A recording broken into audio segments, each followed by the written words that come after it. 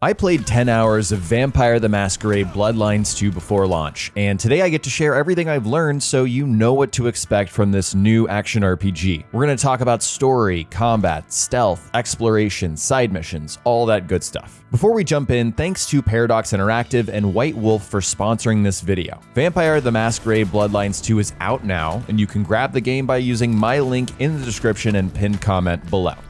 First and foremost, this is the sequel to the cult classic action RPG from over 20 years ago. And after having played that game just a couple years ago because I was curious about it, this is absolutely the sequel to that game. It is very similar in what you're able to do and what you should expect from like the RPG parts of this experience. But of course, there's some important twists, and all of that starts with the story. So you play as Fire, an elder vampire who's suddenly awoken from a century-long nap, and you've got a voice in your head, this guy named Fabian. All you know about this guy is that he is a fellow vampire and he's stuck in your head. He's also a detective, and the two of you have to figure out what's going on with a murder in Seattle, and also what's going on with the mark on your elder vampire's hand. So this really sets off the whodunit sort of noir style story that this game revolves around. It's a lot of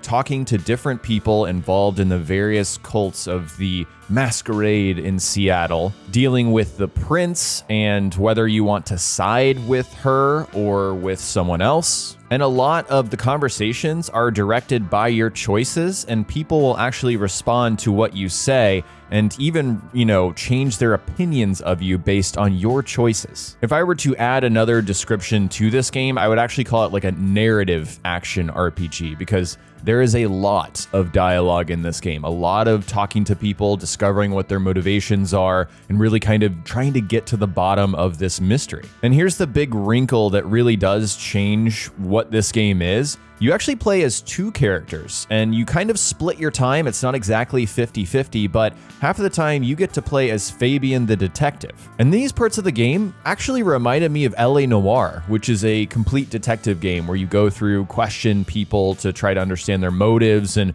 try to find clues. So you really get two differing perspectives on what's going on in Seattle, and it's interesting to see, Fabian's take versus Fire's take. On one side, you have Fire, who's this mysterious figure in the vampire community called a nomad, a traveler. And also, he doesn't really know any of these people. He has just been transported here with this weird mark on his hand. So he's meeting everyone for the first time. And also, he's an elder vampire. So he's just really powerful, and he's kind of rediscovering his powers through this journey. I say he, but you can actually create your Fire, your vampire. So at the very beginning of the game, I did some light customization. I don't spend a lot of time on this stuff. I just wanted him to look like a legit vampire. And then you get to choose from one of 6, clans, vampire clans that your Fire can belong to. These do have like social consequences within the RPG of the game, but I chose this more on gameplay style, and I chose the Bruja, which are very melee combat heavy. So a lot of very, like warrior style, I would say, moves going on here. But the great thing is you're not just locked into these abilities. As you play the game, you're able to unlock all of the abilities from all of the clans, and you can learn them over time. So this choice doesn't lock in your playstyle. On the other hand, Fabian has powers of his own, and they're more like powers of deduction, but he is also a vampire. So he's able to mask who he is to people that he's talking to in order to get information. He's able to extract memories that people are withholding, so you can get information that you're not able to get otherwise. And he's also able to talk to inanimate objects, which is just a little bit weird, I'll be honest. And that's where I'll leave the story. It's very much a whodunit, what's going on, sort of noir style. And what really brings that vibe along is both the art direction and the environment. So this is downtown Seattle. I want to make sure you know it's downtown because just a lot of big buildings that you're going to be walking in between over and over again, but they are just dripping with this neon glow. Of course, the entire game is played at night. You're a vampire, and the cities are the streets are very sparse because it is at night, but you're constantly met with these really evocative scenes, just splashes of neon signs of various bars and buildings that you're passing by. This city is almost a character in and of itself. It really is interesting to walk around this place and, talk to its citizens and see what kind of trouble you can get into. Every single character that you can talk to that actually matters in the story is lit. And again, I'm going to reference another game. Cyberpunk is the obvious reference here. The way these characters, I don't know, there's just so much aesthetic going into these scenes, and they really do make you feel like you're part of a gumshoe detective story. All right, let's talk about this combat. So this is, depending on your playstyle, could be very different. There's a melee upfront combat style, which you'll see in a lot of my gameplay because that's just what I prefer. But there's also a stealthy style where you can mix different abilities based on your clan in order to lure people into the shadows and take them out silently. But the combat model really revolves around you feeding on enemies, that giving you a little bit of boost and health, and recharging your abilities as you whack them in melee combat. And I do want to stress, this is mostly a melee combat game, regardless of which class you choose. There are certainly abilities that you can get that are ranged depending on your clan, like I said. But this is like light attack, heavy attack, dodge, light attack, heavy attack. It's very frantic. You do have the ability to parry attacks. I found the timing a little bit difficult, but once you play the game more, you'll figure that out. One of the coolest things you can do in this game, though, is telekinesis. You can pick up objects and use this in stealth to distract people, but I've found it most useful to pick up guns that your enemies have and use them against everyone else. It's really fun, and when you pull off a cool move, it's satisfying. The toughest fights are these boss battles. I've played a few of them so far. I won't show you too much so as not to spoil, but these, change up the mechanics a little bit. They have special, unique abilities that you have to pay attention to, and it really does kind of strain your resources on what you're able to achieve. Like I said, there's also a stealth component to this game, which you can choose to do as much or as little as you want to. I chose, like I said, to do more combat than stealth, but it really is beneficial to pick off people. I found on normal difficulty, if I didn't pick off a few guys before I went into combat, more often than not, it was a difficult fight because when you're feeding, you have no protection. You're getting hit by everyone else around you. So I ended up using a combination of these, but I can't stress, there are so many clan abilities that are stealth focused that would make stealth combat in this game much easier, much more accessible. Let's circle back to exploration in this game, and this really only factors in when you're playing as the Elder Vampire Fire, because when you're playing as Fabian, you can only really walk around the city, because I guess he just doesn't have the power of fire.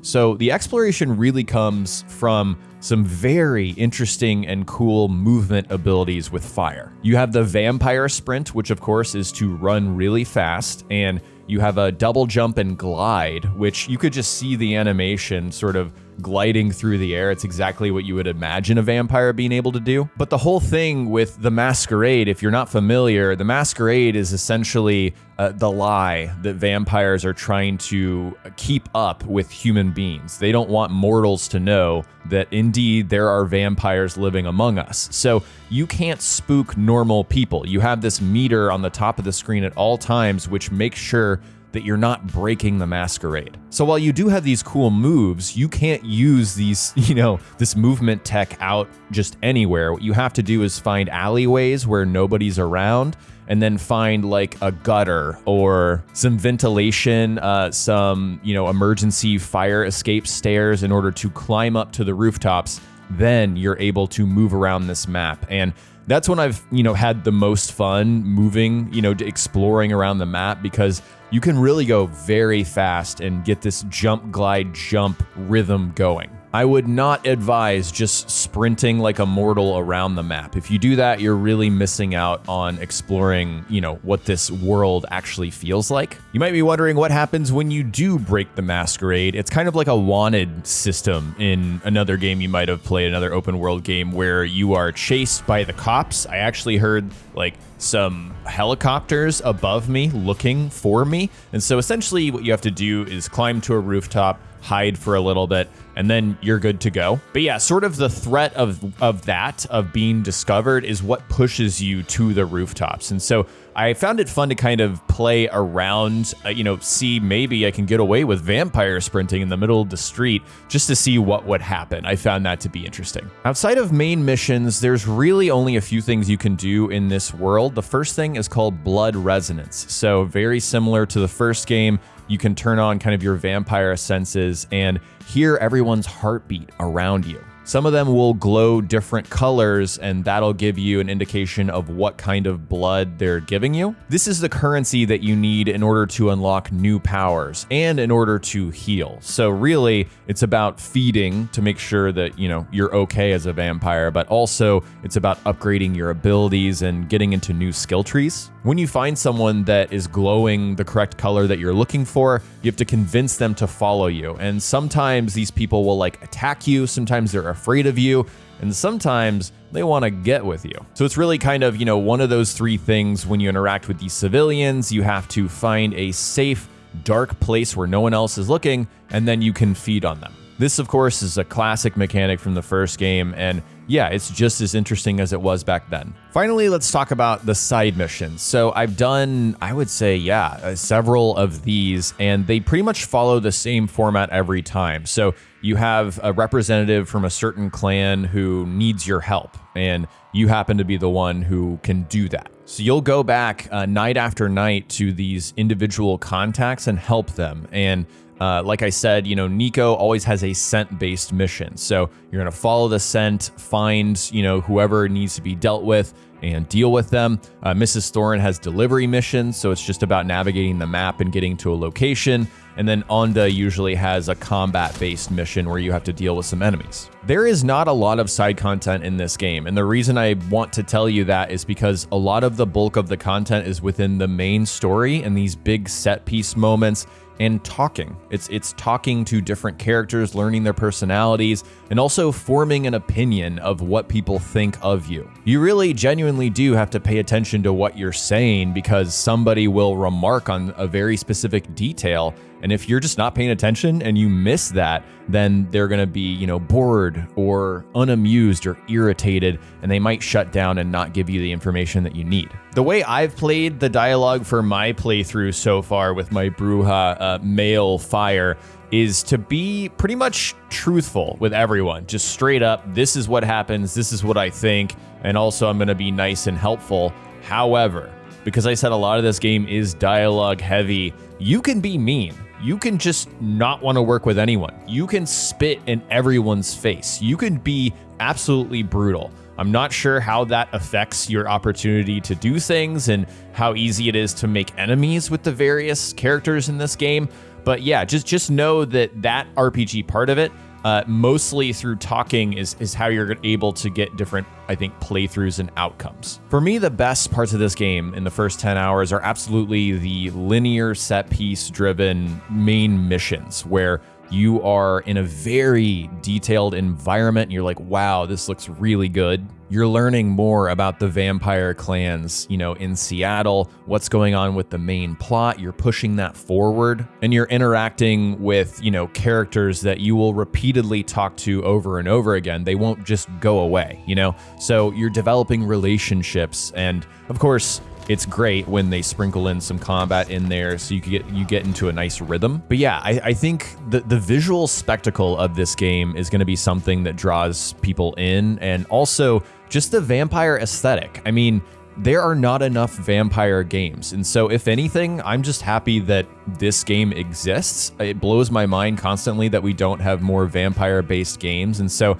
to have another narrative-focused action RPG, a sequel to this original cult classic franchise, is exciting to me. I think the vibe of this game is excellent. There's so much blood, it's pretty violent, and it's so dark, and that's exactly what I want out of a vampire, focused experience. Oh, and one more thing I should say is this game has excellent voice acting, animation, especially with the faces with the main characters, and also the soundtrack. They brought back the original guy who composed for Vampire the Masquerade Bloodlines back in 2004. His name is Rick Schaefer, and he did, once again, an excellent job. It really grounds you in the atmosphere of this world. It's just kind of seedy, dark, dangerous, bloody, And yeah, it's just something that I personally appreciate. I don't often notice music in games, and I absolutely did with this one. So yeah, guys, that's everything I have to share about Vampire the Masquerade Bloodlines 2. The game comes out once again today, and you can grab it by clicking my link in the description and pinned comment below. Thank you once again to Paradox Interactive and White Wolf for sponsoring this video. I hope you learned something new about this game, and I hope you're excited to check it out. Thanks so much for watching this video. If you enjoyed, remember to hit that like button. I'd really appreciate it. Also, subscribe to the channel for more videos like this, and ring the bell so you don't miss my next one. Thank you guys so much for watching, and I'll talk to you next time.